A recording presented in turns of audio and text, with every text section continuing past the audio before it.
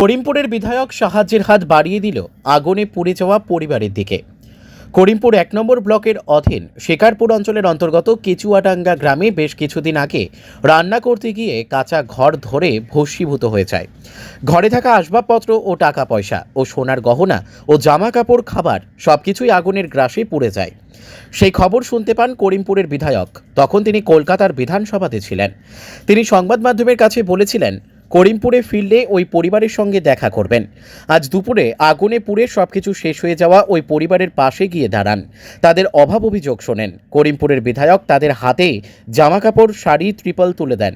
উপস্থিত ছিলেন শিকারপুর অঞ্চলের প্রধান অনুপ বিশ্বাস ও অঞ্চল সভাপতি, ওই গ্রামের জনপ্রতিনিধি। বিধায়কের এই মানবিক রূপ দেখে খুশি পরিবার ও এলাকাবাসী, খুবই খুশি বিধায়ককে কাছে পেয়ে। এই চিত্রই উঠে আসলো আমাদের ক্রাইম প্রেস বাংলা নিউজের ক্যামেরায়। নদিয়ার করিমপুর থেকে অর্ধেন্দু মালাকারের report, crime press Bengal news. সাধারণ মানুষের জন্য এর আগে অনেক বার্তা আমরা দিয়েছি যে অন্ততপক্ষে আপনারা যখন রান্নাবান্না করবেন একটু সচেতন হবেন, আগুনটা নিয়ে একটু সচেতন হবেন, আর যাতে কোনো রকমে আগুন ছড়িয়ে না পড়ে তার জন্য ব্যবস্থা নেবেন। আশেপাশে একটু জলের ব্যবস্থা থাকবে। এগুলো সাধারণ যেগুলো চাহিদা, সেই চাহিদাগুলো যদি ঠিক মতন ওরা করতে পারতো তাহলে অনেকটা হয়তো হেল্প হতো। এখন গভর্নমেন্টের তরফ থেকে তো এরকম কোনো কিছু এখনও দেয়নি যে এইটা করলে সঙ্গে সঙ্গে আগুন নেভে যাবে, এরকম একটা কোনো কিছু আবিষ্কার এখন হয়নি, বুঝছি কি?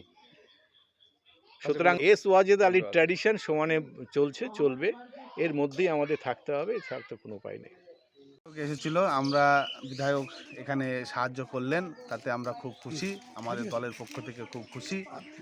আর মেয়েটা পরিবারটা যাতে ঘর পাকা বাড়ি পায় তার জন্য আমরা চেষ্টা করছি।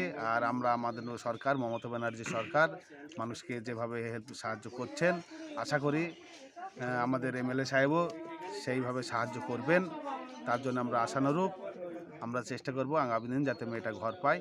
তার তো বিধায়ক যেদিন শুনতে পেলেন যেদিন আগুন ধরেছে সেদিন আপনি বিধানসভায় ছিলেন। খবর পাওয়া সঙ্গে সঙ্গেই তিনি সংবাদ মাধ্যমের কাছে তিনি বলেন যে ইনি এসে দেখা করবেন এবং দেখাও করলেন, কথা রাখলেন।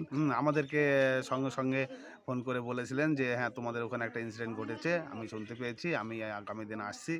ইনি আমাদেরকে জানিয়েছিলেন। আপনার পরিচয়? আমার পরিচয়, আমি শিকারপুর গ্রাম পঞ্চায়েত প্রধান। নামটা বললেন? নাম অনুপ বিশ্বাস। ধন্যবাদ বিধায়কের। বিধায়ক কি সাহায্য করলো? জামা কাপড়, ত্রিপল সবকিছু দিল, তাই তো?